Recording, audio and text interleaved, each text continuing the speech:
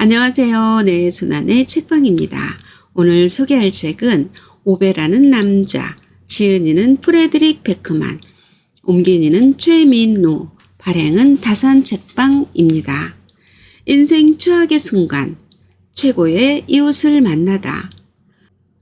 한 사람의 인생이 끝나기도 전에 그 사람이 구식이 되어버리는 세상과 키보드도 없는 아이패드를 사용하면서 자기 손으로 타이어 하나 갈아 끼우지 못하는 바보 같은 사람들을 도저히 이해할 수 없어 외톨이가 되기를 자처하는 남자 오베. 그러나 그는 도움을 청하는 이웃들의 손길을 차마 내치지 못해 마을의 해결사 노릇을 하게 되는데요. 소설은 모든 일에는 정도가 필요하다고 믿으며 질서에서 벗어나는 건 참을 수 없는 융통성 제로인 지독한 원칙주의자가 이웃들을 통해 점차 변화해가는 모습을 감동적으로 그려냅니다. 나와는 너무 다르다고 생각했던 타인과 가까워지고 우정을 나누게 되는 과정은 고립과 소외, 무관심의 시대를 지나고 있는 우리에게 큰 울림으로 다가옵니다. 자, 그럼 책 속으로 들어가 보겠습니다. 오늘도 내 손안의 책방과 함께 즐거운 시간 되세요. 구독, 좋아요, 알림 설정은 사랑입니다. 오베라는 남자. 오베는 아내의 친구들이 자신과 결혼한 그녀를 이해 못한다는 걸 잘 알았다. 사실 그는 그들을 비난할 수 없었다. 사람들은 그가 까칠하다고 말했다. 아마 그들이 오르리라. 그는 그 점을 결코 심각하게 반성해 본 적이 없었다. 사람들은 그가 사회성이 없다고 대했다. 오베는 이 말이 자기가 사람들에게 지나치게 싹싹하지 않다는 의미일 것이라고 짐작했다. 그런 관점에서라면 그는 그들에게 전적으로 동의할 수 있었다. 사람들은 종종 제정신이 아니었다. 오베는 잡담에 끼어드는 사람이 아니었다. 그는 이런 경향이 최소한 오늘날에는 심각한 성격적 결함이 된다는 사실을 깨닫게 되었다. 이제 사람들은 주변에 어슬렁거리는 영감탱이 아무나와 무슨 주제로든 수다를 떨 수 있어야 했다. 순전히 그게 사근사근한 태도라는 이유만으로 어쩌면 오베 세대 사람들은 여기저기서 가치없어 보이는 일들을 한다고 떠들어대는 세상을 맞이할 준비가 안 되어 있는지도 몰랐다. 오늘날 사람들은 새로 개조한 주택 앞에 서서 마치 그 집을 자기들 손으로 직접 지은 양 떠버렸다. 드라이버 하나 집어 올리지 않았으면서 그들은 심지어 돈을 주고 사람을 고용하는 것 외에 다른 방법을 찾으려고 시도조차 하지 않았다. 그냥 허풍이나 떨었다. 자기가 직접 마룻바닥을 깔거나 습기찬 방을 개조하거나 겨울용 타이어를 갈아 끼울 수 있다는 건 더 이상 아무런 미덕도 아니었다. 나가서 다 돈으로 살 수 있는데 그런 것이 다 무슨 소용인가? 도대체 인간의 가치란 무엇인가? 그는 흑백으로 이루어진 남자였다. 그녀는 색깔이었다. 그녀는 그가 가진 색깔의 전부였다. 아버지가 죽은 건 오베가 막 16살이 되었을 때였다. 철로에서 객차가 돌진했다. 오베에게는 사부 한 대, 마을에서 몇 마일 떨어진 곳에 있는 무너질 듯한 집, 상처난 손목시계 말고는 딱히 남은 게 없었다. 그는 그날 자기에게 무슨 일이 벌어졌는지 결코 설명할 수 없었다. 하지만 그는 행복하게 사는 걸 멈췄다. 그는 그 후 오랫동안 행복하지 않았다. 장례식에서 교구 목사는 오베와 이탁 가족 얘기를 해보고 싶어 했지만 목사는 이내 오베가 자손을 받아들이지 않는 아이로 자라지 않았다는 사실을 깨달았다. 그때 오베는 목사에게 조만간 있을 일요일 예배 때 자기 자리를 따로 마련해 줄 필요가 없다는 사실을 분명히 했다. 그가 목사에게 설명한 바에 따르면 그건 오베가 신을 믿지 않아서라기보다 신이 좀 빌어먹을 개자식처럼 느껴져서였다. 다음 날 그는 철도회사 경리부로 가서 그달의 남은 날만큼의 임금을 반환했다. 경리부 여직원은 이해를 못했고 오베는 아버지가 16일에 죽었기 때문에 남은 14일 동안 직장에 출근해서 일을 할 수 없게 된 게 분명하지 않느냐며 설명을 해야 했다. 아버지는 월급을 선불로 받았고 14일치 임금을 넘치게 받은 셈이므로 오베가 잔액을 돌려주러 온 것이었다. 여직원은 머뭇거리면서 오베에게 앉아서 기다리라고 했다. 15분 정도 지나고 임원이 나타나 죽은 아버지의 월급 봉투를 손에 든 채 복도 의자에 앉아있는 16살짜리 별난 소년을 보았다. 임원은 그 소년이 누구인지 잘 알았다. 임원은 돈에 대한 권리가 자기에게 없다고 생각하는 소년에게 그 돈을 도로 가져가라고 설득할 방법이 없다는 걸 깨달았다. 오베에게 남은 14일 동안 일을 해서 돈에 대한 권리를 획득하는 게 어떻겠냐는 제안 외에 다른 제안은 없어 보였다. 오베는 그게 합리적인 제안 같다고 생각했고 학교는 2주 동안 결석하겠다고 통지했다. 이후 그는 다시는 학교로 돌아가지 않았다. 그는 철도회사에서 5년 동안 일했다. 그러던 어느 날 그는 기차를 탔다가 처음으로 그녀를 보았다. 아버지가 죽고 난 이후 처음 웃은 게 바로 그날이었다. 인생이 다시는 전과 같지 않게 되었다. 사람들은 오베가 세상을 흑백으로 본다고 말했다. 하지만 그녀는 색깔이었다. 그녀는 오베가 볼 수 있는 색깔의 전부였다. 오베는 구제불능이 아니었다. 자기 생각엔 그는 그저 보다 큰 견지에서 모종의 질서가 존재할 필요가 있다는 감을 갖고 있을 뿐이다. 그는 모든 것이 교환 가능한 것인 양, 마치 헌신이 아무 가치가 없는 양, 인생을 살아가서는 안 된다고 느꼈다. 오늘날에는 사람들이 물건을 너무 자주 바꾸는 나머지 물건이 오랫동안 유지되도록 하는 전문 기술이 불필요한 것으로 취급됐다. 누구도 품질에 더 이상 신경 쓰지 않았다. 룬에도 다른 이웃도 오베가 일했던 직장의 관리자들도 이제는 모든 것이 전산화되어야 했다.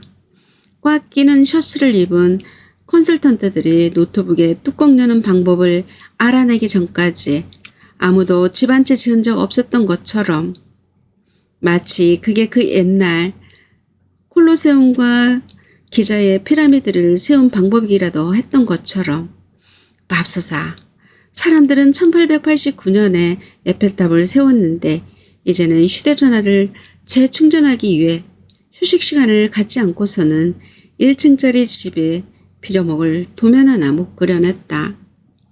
이 세상은 한 사람의 인생이 끝나기도 전에 그 사람이 구식이 되어버리는 곳이었다. 더 이상 누구에게도 무언가를 제대로 해낼 능력이 없다는 사실에 나라 전체가 기립박수를 보내고 있는 상황이었다. 범속함을 꺼리낌 없이 찬양해 댔다. 그는 자기가 주택을 좋아한다는 사실을 발견했다. 아마도 그것들이 이해할 수 있는 존재라서 그랬으리라. 주택은 계산할 수 있었고 종이에 그릴 수 있었다. 방수 처리를 해놓으면 물이 새지 않았고 튼튼하게 지어놓으면 무너지지 않았다. 주택은 공정했다. 공을 들인 만큼 값어치를 했다. 안타깝게도 사람보다 나았다. 오베라는 남자와 기차에 탄 여자. 기차 창문을 통해 들어오는 햇살이 그녀가 앞머리에 꽂은 금빛 브로치에 몽롱하게 반사되었다. 6시 15분 전이었고 오베는 방금 막 퇴근 도장을 찍고 나서 집으로 가는 기차를 타려던 참이었다. 하지만 그때 그는 풍성한 고동색 머리칼과 푸른 눈을 가진 그녀가 쾌활한 웃음을 터뜨리며 승강장에 앉아 있는 걸 보았다. 그는 기차에서 내렸다. 물론 그는 자기가 왜 그러는지 잘 몰랐다. 살면서 이렇게 즉흥적인 행동을 해본 적은 없었다. 하지만 그녀를 보자 마치 내면에 뭔가가 작동을 멈춘 것 같은 기분이 들었다. 그는 차장 중 한 명을 설득해서 여분의 바지와 셔츠를 빌렸다. 기차 청소부처럼 보이지 말아야 했다. 그런 다음 쇼나 옆에 가서 앉았다. 그건 그가 지금까지 내린 것 중 최고의 결단이었다. 그는 무슨 말을 할지 몰랐다. 하지만 자리에 앉기도 전에 그녀가 활기차게 몸을 돌리고 따뜻하게 미소 지으며 안녕하세요 라고 말했다. 그는 자기가 특별히 복잡한 생각을 하지 않고도 자연스럽게 안녕하세요 라는 답변 인사를 할 줄 아는 사람이라는 사실을 깨달았다. 그녀는 오베가 자기 무릎에 쌓아놓은 책들을 보고 있다는 사실을 알아채고는 책을 살짝 기울여 제목을 읽을 수 있도록 해줬다. 오베는 제목 중 대략 절반 정도만 무슨 말인지 알아먹을 수 있었다. 독서 좋아하시나 봐요? 그녀가 그에게 밝은 얼굴로 물었다. 오베는 살짝 불안한 마음으로 고개를 저었지만 그녀에게는 그 반응이 별로 신경 쓰이지 않는 듯 했다. 그녀는 그냥 웃고는 자기는 세상 무엇보다 책을 사랑한다고 말하더니 자기 무릎에 있는 책들이 무슨 내용인지 하나하나 열심히 말해주기 시작했다. 그리고 오베는 자기가 남은 일생 동안 그녀가 좋아하는 것에 대해 그녀의 입으로 듣길 원한다는 사실을 깨달았다. 그는 그녀의 목소리만큼 굉장한 걸 들은 적이 없었다. 그녀는 거의 킥킥 웃음을 터뜨리기 직전에 있는 상태를 계속 유지하면서 말했다. 그녀가 깔깔거리며 웃는 걸 듣고 샴페인 거품이 웃을 줄 안다면 저런 소리가 날 거라고 오베는 생각했다. 그는 바보 같고 못 배운 사람처럼 보이지 않으려면 어떻게 말을 해야 할지 잘 몰랐지만 그건 그가 걱정했던 것보다는 덜 중요한 문제로 밝혀졌다. 그녀는 말하는 걸 좋아했고 오베는 조용히 있는 걸 좋아했다. 돌이켜보면 오베는 사람들이 서로 사이가 좋다고 말할 때 그들이 뜻하는 게 바로 그런 게 아닌가 하고 생각했다. 여러 해가 흐른 뒤 그녀는 그날 객실에서 오베가 다가와 자기와 같이 앉았을 때 그가 무척 헷갈리는 사람이라 생각했다고 말했다. 온 몸으로 퉁명스럽고 둔감한 티를 냈다고 했다. 하지만 어깨는 넓었고 팔 근육은 늠름해서 셔츠 천을 팽팽하게 잡아 늘리고 있었다. 그리고 다정한 눈을 하고 있었다. 그녀가 말할 때 그는 들었고 그녀는 그를 웃게 만드는 게 좋았다. 어쨌거나 학교까지 가는 길은 무척이나 지루했으므로 동행이 있는 건 기쁜 일이었다.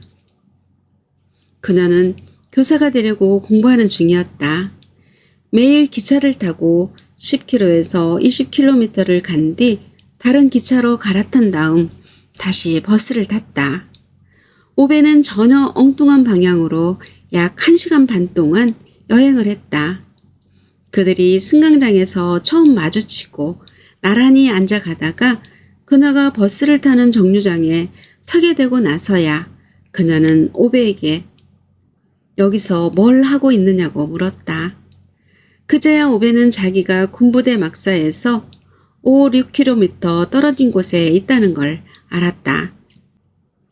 심장 문제만 아니었다면 있을 수도 있었던 곳, 자기가 왜 그러는지 깨닫기도 전에 말이 입에서 미끄러져 나왔다. 저기서 군복무를 하고 있어요. 그가 막연한 태도로 손을 흔들며 말했다. 그럼 돌아가는 기차에서도 볼 수 있겠네요. 저는 5시 집에 가거든요. 오베는 할 말이 떠오르지 않았다. 물론 그는 군사 시절에 근무하는 사람이 5시에 퇴근하지 않는다는 걸 잘 알았지만 그녀는 그 사실을 확실히 몰랐다. 그래서 그냥 어깨만 으쓱했다. 그녀는 버스를 타고 떠났다. 그녀는 자기가 하는 공부에 대해, 자기가 읽은 책과 관람한 영화에 대해 무척이나 즐겁게 이야기했다. 그녀가 오베를 볼 때면 그는 난생 처음으로 자기가 이 세상에서 유일한 남자가 된 것 같은 기분을 느꼈다. 오베는 이런 기분이 옳지 않다는 걸 알 만큼, 또한 더 이상은 이렇게 앉아 있을 수 없다는 걸 깨달을 만큼은 정직한 사람이었다. 그는 헛기침을 하고 용기를 걸어모아 그녀에게 진실을 털어놓았다. 군복무를 하지 않는다는 걸 사실은 심장에 이상이 있는 청소부일 뿐이고, 거짓말을 한 것은 그녀와 같이 기차를 타는 게 정말 즐거워서라는 이유 말고는 없었다고. 그는 이 식사 자리가 그녀와 함께하는 유일한 자리가 되리라 짐작했다. 그녀가 사기꾼과 식사를 할 정도로 가치 없는 사람이라고는 생각하지 않았다. 그는 이야기를 마친 뒤 냅킨을 테이블 위에 올려놓고 음식값을 내기 위해 지갑을 꺼냈다. 미안합니다. 그는 부끄러운 표정을 지으며 중얼거린 뒤 자기가 앉은 의자 다리를 툭 걷어찬 다음 거의 들리지도 않을 정도로 낮은 목소리로 덧붙였다. 당신이 바라보는 사람이 된다는 건 어떤 기분인지 알고 싶었을 뿐입니다. 그가 자리에서 일어서려는데 그녀가 테이블 너머에서 손을 뻗어 그의 팔을 잡았다. 이렇게 말씀을 많이 하시는 건 처음 봐요. 그녀가 미소를 지었다. 그녀는 그에게 삶에서 정말로 원하는 게 뭐냐고, 만약 원하는 걸 고를 수 있다면 뭘 택하겠느냐고 물었다. 그는 생각도 하지 않고 곧바로 집을 짓고 싶다고 대답했다. 집을 건설하고 싶다고, 도면을 그리고 싶다고, 부지에 집을 세울 수 있는 최적의 방법을 계산하고 싶다고 했다.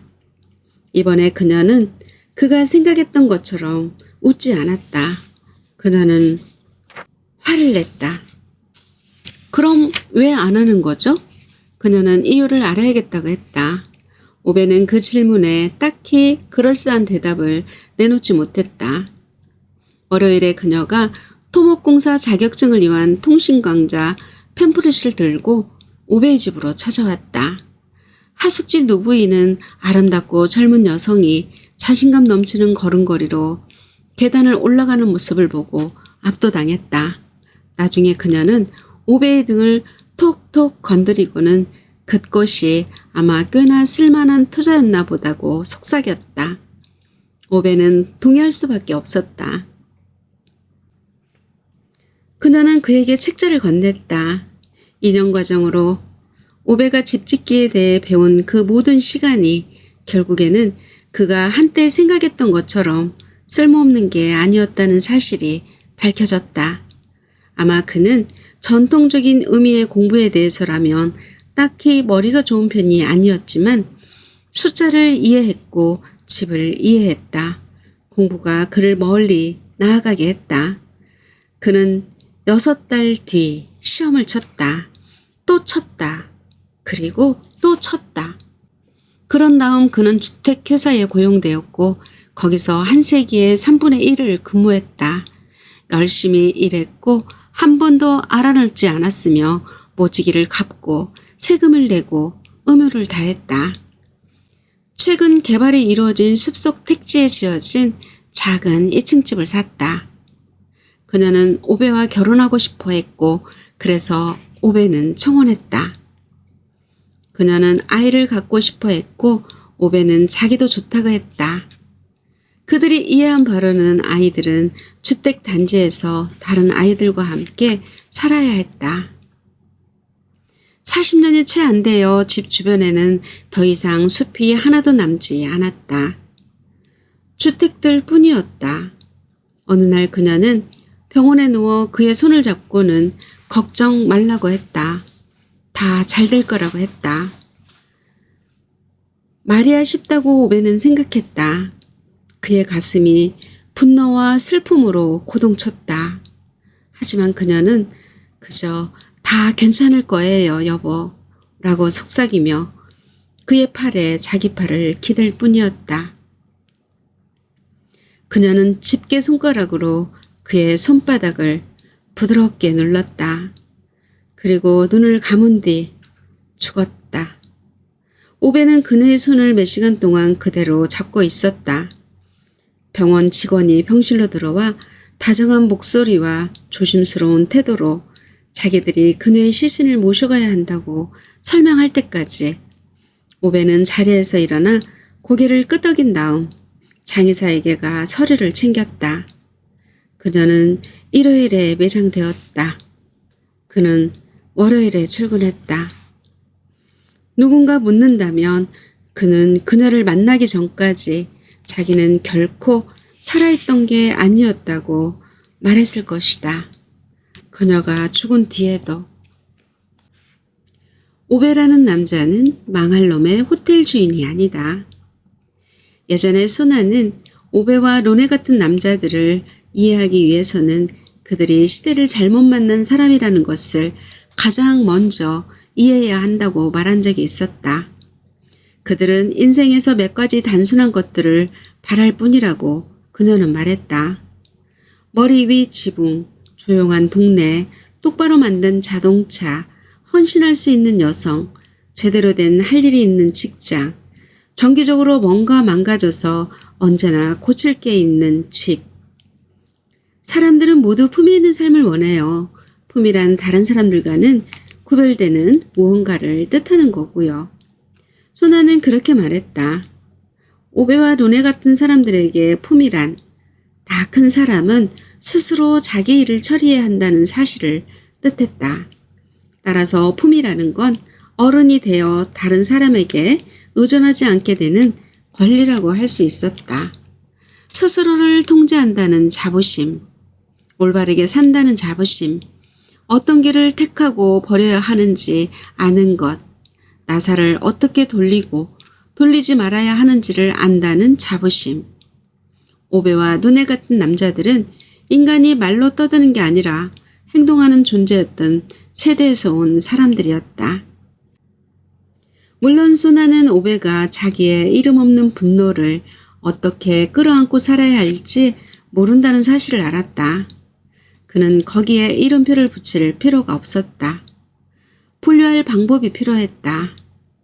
그래서 시의회에 하얀 셔츠를 입은 남자들, 평범한 사람들이 식별할 수 없는 이름을 가진 그자들이 그녀가 원치 않는 일들을 하려 할 때 일을 못하게 하고 집에서 끌어내려 하고 걸을 수 있는 건강한 사람들보다 가치가 떨어지는 존재라고 암시하고 그녀가 죽어간다고 우기려 했다.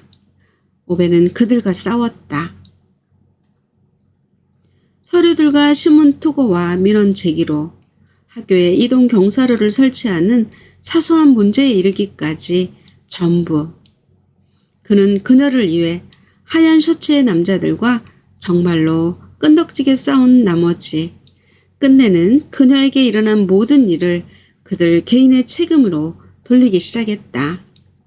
아이에게 일어난 일도. 그러고 나서 그녀는 더는 이해할 수 없는 언어를 사용하는 세상에 그를 혼자 남겨두고 떠났다. 오베라는 남자와 위스키 한 잔. 자기가 틀렸다는 사실을 인정하기란 어렵다.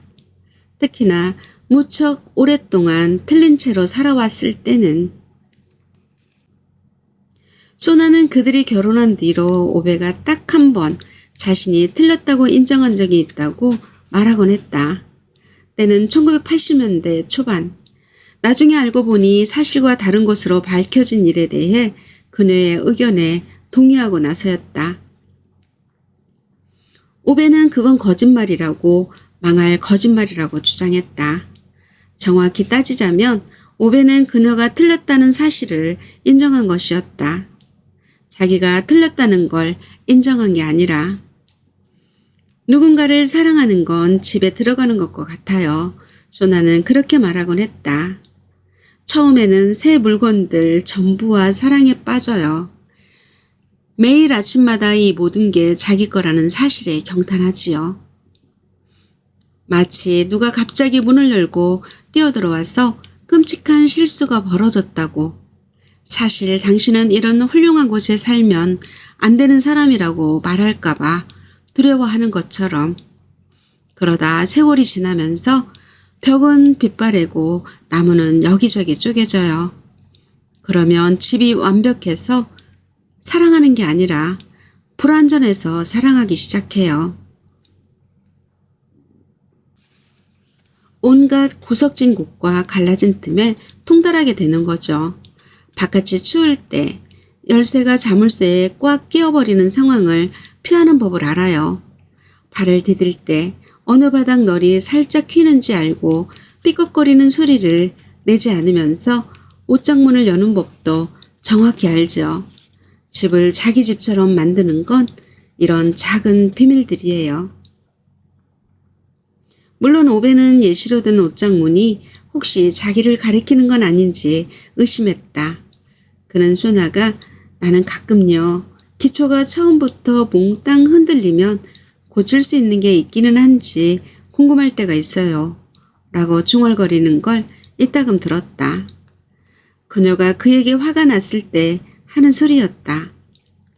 그는 그녀가 이야기를 어디로 몰고 가려는 건지 무척 잘 알았다. 오베라는 남자.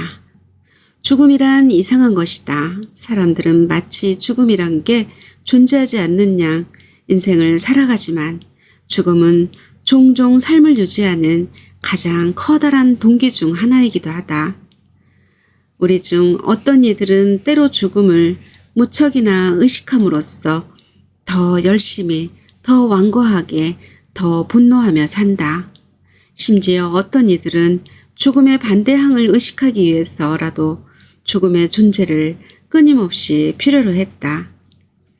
또 다른 이들은 죽음에 너무나 사로잡힌 나머지 죽음이 자기의 도착을 알리기 훨씬 전부터 대기실로 들어가기도 한다. 우리는 죽음 자체를 두려워하지만 대부분은 죽음이 우리 자신보다 다른 사람을 데려갈지 모른다는 사실을 더 두려워한다. 죽음에 대해 갖는 가장 큰 두려움은 죽음이 언제나 자신을 비껴가리라는 사실이다. 그리하여 우리를 홀로 남겨놓으리라는 사실이다. 사람들은 늘 오베가 까칠하다고 말했다. 하지만 그는 빌어먹을 까칠한 사람이 아니었다. 그는 그저 내내 웃으며 돌아다니지 않았을 뿐이었다. 그게 누군가가 거친 사람으로 취급당해 싸다는 얘긴가? 오베는 그렇게 생각하지 않았다.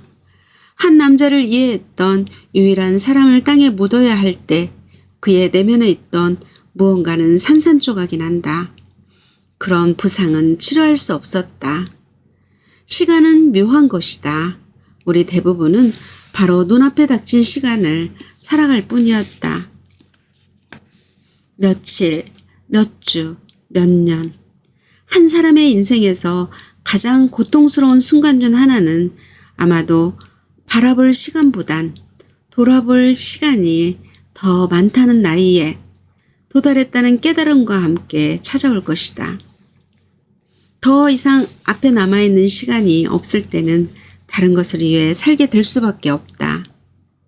아마도 그건 추억일 것이다. 누군가의 손에 꼭 쥐고 있던 화창한 오후, 이제 막 꽃들이 만개한 정원의 향기, 카페에서 보내는 일요일, 어쩌면 손자들. 사람은 다른 이의 미래를 위해 사는 법을 발견하게 된다. 그건 곁을 떠났을 때 오베 또한 죽은 거나 다름없었다는 것과는 다른 이야기였다. 그는 그저 살아가는 걸 멈췄을 뿐이었다. 슬픔이란 이상한 것이다. 병원 의료진은 파르바네가 오베를 쉬는 들것을 따라 수술실로 들어가지 못하게 했다.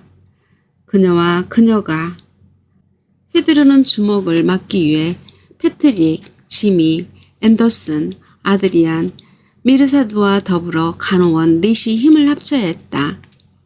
의사가 파르바네에게 임신 중이라는 사실을 생각하라면서 자리에 앉아 마음을 편히 먹으라고 했을 때 파르바네는 대기실 벤치 중 하나를 뒤엎어 의사의 발등을 찧었다.